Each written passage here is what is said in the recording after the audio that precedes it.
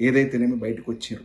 బయటకు వచ్చిన తర్వాత ప్రశాంతంగా కుటుంబ జీవితం గడుపుతున్నారు. ఎందుకంటే మీ వల్ల పార్టీకి చాలా నష్టం జరిగింది. పార్టీ మామూలు నష్టం కాదు.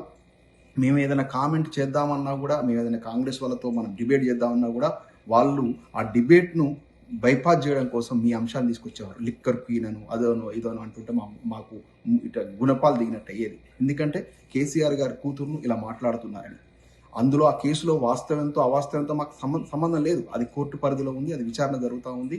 దాని విషయాన్ని మాట్లాడదలుచుకోవాలి. కానీ మీ వల్ల పార్టీకి అంటినటువంటి బురద అంతా ఇంత కాదు. ఆ బురదను కడుక్కునే పనిలో పార్టీ ఉంటే, మీ వల్ల ఇంత నష్టం జరిగితే, మీకోసం పార్టీ అంతా అండగా నిలబడితే, ఆ మహాన్యూసోడో లేకపోతే తిరుమారం వల్లనో పిచ్చి ప్రలాపాలను మీ గురించి మాట్లాడితే, ఇంక్లూడింగ్ మీ అందరం స్పందించినాం.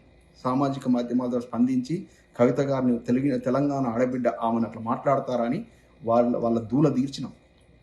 వాళ్ళ మీద వాళ్ళ టీవీ ఛానళ్ళ ఆఫీసుల మీద అటాకులు కూడా జరిగినాయి. అవన్నీ మర్చిపోయారా? పార్టీ ఎంత అండగా ఉందో మర్చిపోయారా? ఇవన్నీ మర్చిపోయి ఎవరు వేసిన బిస్కెట్లు, మరి ఎవరి ప్రలోభాలకు లొంగిపోయినరో, అంటే ఆర్థిక ప్రలోభాలకు ఏమైందో ఇందులో ప్రధానంగా నాకు అనిపిస్తూ ఉంది. మీకు గతం లోపల రేవంత్ రెడ్డి గారు కలిసి పనిచేశారు. మహబూబ్నగర్లో కేసీఆర్ గారు అప్పుడు ఏర్పడినటువంటి పరిచయం కాస్త వ్యాపార లావాదేవీలకు దారితీసింది.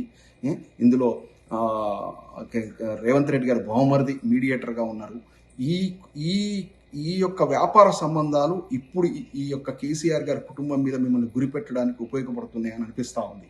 అదే చర్చ జరుగుతూ ఉంది.